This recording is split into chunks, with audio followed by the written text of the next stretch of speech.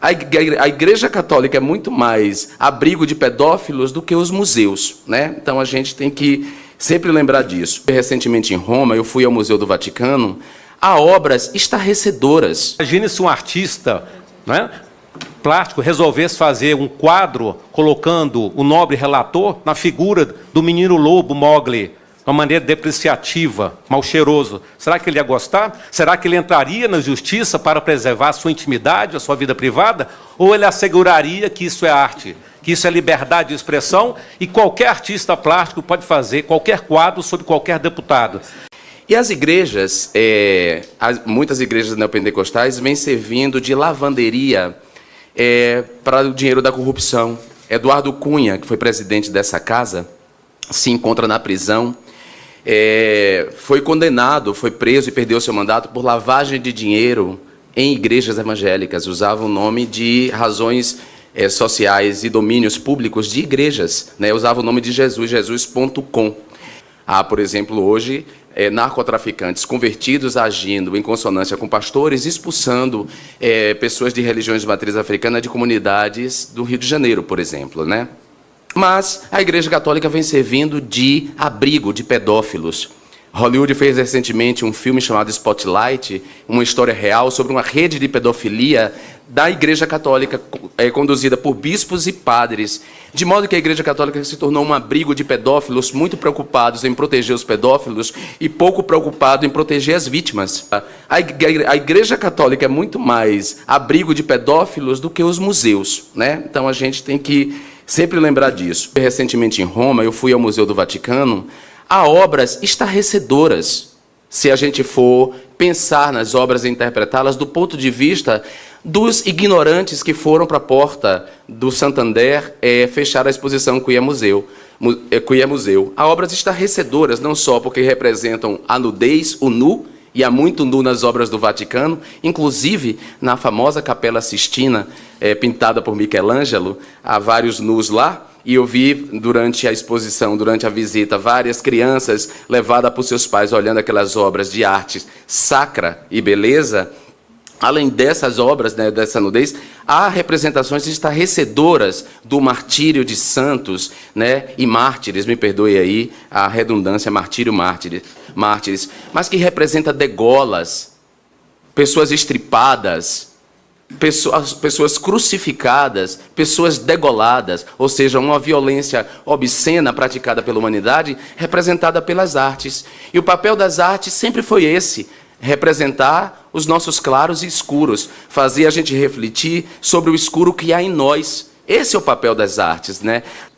A gente vai ver, inclusive, pastor chutando santa, como aconteceu de pastor aparecer no programa de televisão chutando a imagem de Nossa Senhora Aparecida. Entretanto, ninguém organizou manifestações na porta de igrejas neopentecostais por atentar contra a liberdade de crença garantida na Constituição. Tampouco ninguém foi organizar na porta das igrejas católicas protestos pelo fato da Igreja Católica abrigar pedófilos que estão em autoridades como padres e como bispos. Não.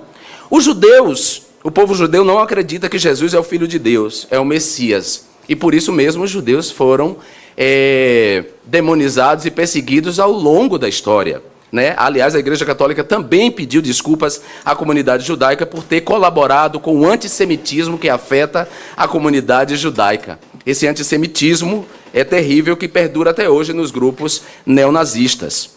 É importante lembrar que tanto a Igreja Católica quanto as igrejas neopentecostais proferem dos seus púlpitos discursos de ódio contra a comunidade LGBT, desumanizando essa comunidade, utilizando trechos do Levítico e usando trechos da carta de Paulo aos Romanos, que são narrativas milenares e que pertencem a uma religião para justificar a disseminação do ódio e a desumanização dessa comunidade.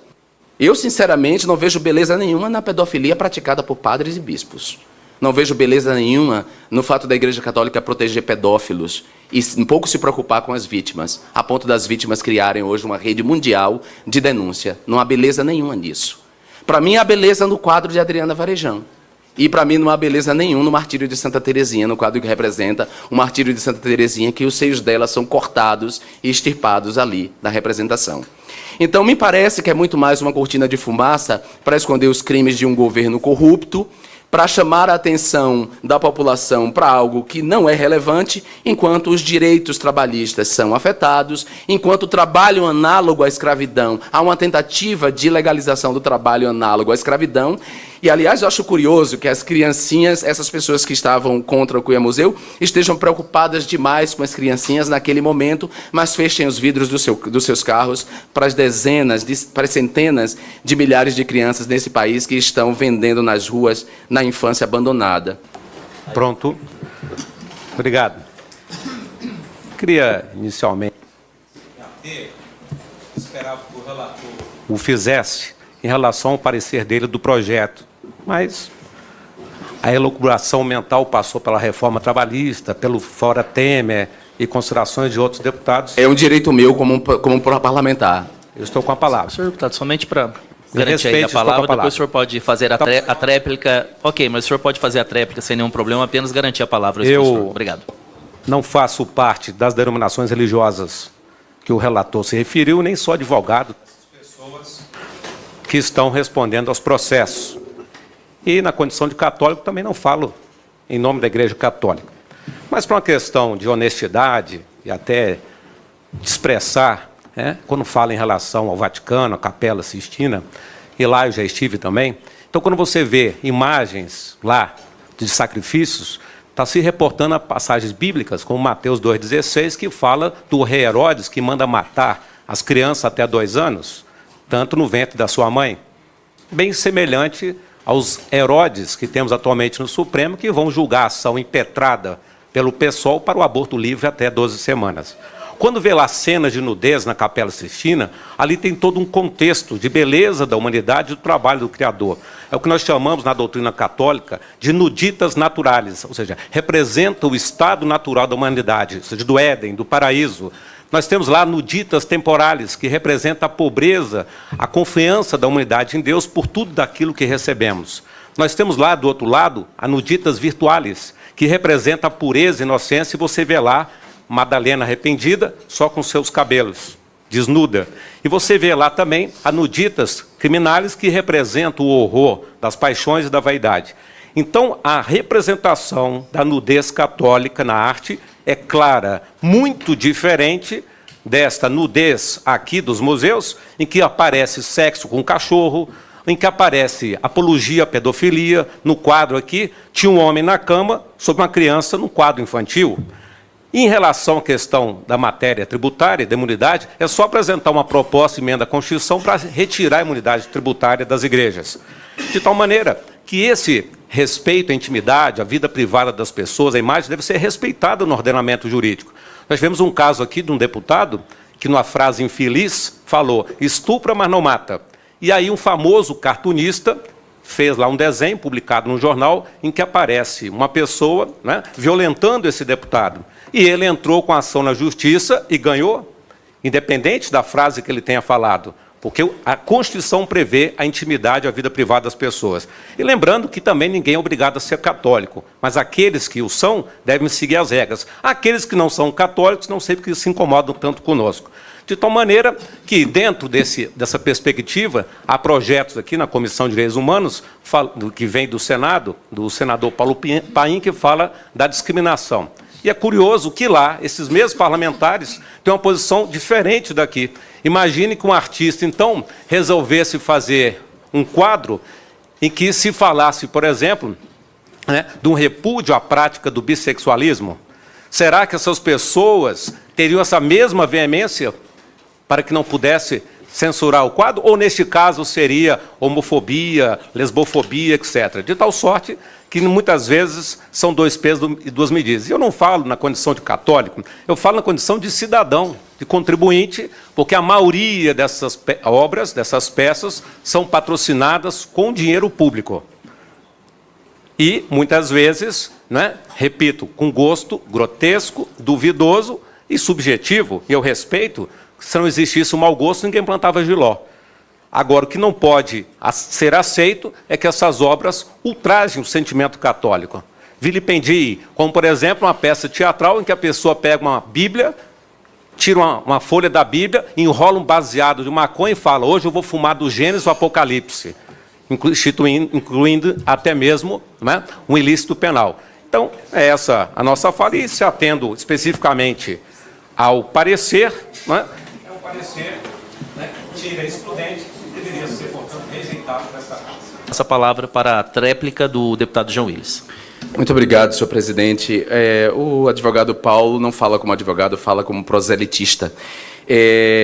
Se a gente comparar o volume de recursos que representa a isenção fiscal para as igrejas com o que é investido publicamente na cultura, a gente vai ver uma desproporção absurda, doutor Paulo. O dinheiro reservado na fatia dos recursos da União para a cultura é mínimo. Outra coisa, eu tenho formação católica, fui batizado, crismado, comungado na Igreja Católica. Aliás, na ordem, eu fui batizado, comungado e crismado na Igreja Católica. Conheço tanto a Igreja Católica quanto o senhor conhece. E faz parte dos dogmas da Igreja Católica, a gente pode não pertencer ao mesmo tipo de Igreja Católica. A minha, por exemplo, é aquela que organiza os trabalhadores, organiza os camponeses, e quer construir um reino de justiça e não de injustiça na terra. Não é esse tipo de moralista que eu faço parte, não, da Igreja Católica, não. Então, é importante lembrar que entre os dogmas católicos está não mentir. Afirmar que o Queer Museu faz apologia à pedofilia é mentir, e mentir descaradamente, porque o Ministério Público já deu um parecer dizendo que não há apologia à pedofilia, e se o senhor é advogado, o senhor tem que levar em conta o parecer dos procuradores do Ministério Público. Então não pode mentir reiteradamente, achando que mentir muitas vezes vai tornar uma mentira verdade. Nós estamos num país laico, num país livre, em que os direitos fundamentais, aqueles previstos na Constituição, e as garantias fundamentais que tecemos aqui nessa casa serão defendidos, porque nós somos um país laico, plural e diverso religioso. Então, concedo a palavra ao Dr. Paulo Fernando. Muito bem. Felizmente, o senhor relator não está presente para ouvir.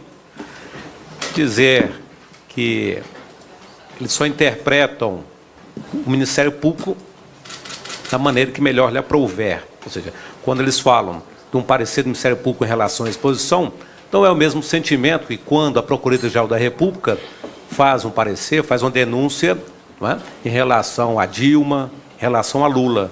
Aí eles acham, então, que é golpe. Quando o Ministério Público dá um parecer contrário à exposição, está tudo correto. Então, eles sempre usam desse expediente da covardia. E dizer, novamente, em relação à unidade tributária, e é justo que a igreja o tenha, porque são as igrejas católicas, protestantes, espíritas em geral, é que tem os asilos. Não tem asilo público. Somos nós que temos as creches. Somos nós, o Provida, que atendemos as mulheres gestantes. Nunca vi uma creche feminista, nunca vi nenhuma ONG feminista, nenhum coletivo de mulheres distribuir uma única fralda, uma única lata de leite em pó. Somos nós que temos a Santa Casa de Misericórdia. 25% dos leitos hospitalares do Sistema Único de Saúde pertencem à Igreja Católica por meio da Santa Casa de Misericórdia. Somos nós que temos os leprosários, nós que atendemos os imigrantes. E as pessoas que sofrem com as drogas são as comunidades terapêuticas católicas e evangélicas que atendem. Não há um atendimento público do Estado. Quando o nobre deputado fala que o Estado é laico, sem dúvida, a Constituição assevera isso. Mas o Estado não é desprovido de sentimento religioso. O preâmbulo da Constituição traz que ela foi promulgada sob proteção de Deus. O artigo 5º traz a liberdade religiosa. No inciso 7º fala da proteção aos locais de culto e às liturgias. E o que é a liturgia? Os ritos devem ser preservados. A doutrina deve ser preservada. E os dogmas devem ser preservados. A Constituição também fala do ensino religioso. Está lá?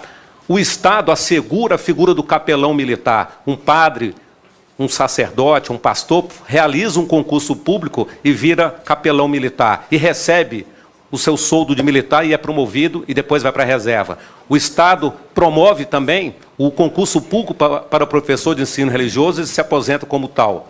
E quando iniciamos as sessões aqui na Câmara, ela é feita sob a proteção de Deus. Em cima da mesa nós temos a Sagrada Escritura e lá em cima está um crucifixo, que foi entronizado nesta casa quando da transferência da capital, por iniciativa do nobre deputado Plínio Esteves Salgado. De tal maneira que nós estamos acostumados com essas agressões e dizer para a nobre doutora Lívia, que surreal são as agressões que a comunidade católica sofre. São sacrilégios que estamos acompanhando e que nós, por sermos maioria, também exigimos respeito. Se eles querem o respeito para as minorias das minorias, nós que somos a maioria. Porque o princípio democrático é a minoria fala, mas a maioria decide. Eles nunca querem aceitar o que nós decidimos. De tal sorte, dizer que muitas vezes, né, é onde o calo aperta, onde o calo dói. Imagine se um artista, né, plástico resolvesse fazer um quadro colocando o nobre relator na figura do menino lobo Mowgli, de uma maneira depreciativa, mal cheiroso. Será que ele ia gostar? Será que ele entraria na justiça para preservar a sua intimidade, a sua vida privada? Ou ele asseguraria que isso é arte, que isso é liberdade de expressão e qualquer artista plástico pode fazer qualquer quadro sobre qualquer deputado? Que qualquer pessoa pode fazer uma performance obrando na foto de um deputado. Isso é arte? De tal sorte, e que eu agradeço o convite para que pudéssemos falar em nome da grande maioria do sentimento do povo brasileiro, e termino com Dom Manuel Pestana, bispo emérito de Anápolis, já falecido, que pior do que profanar o sagrado é sacralizar o profano.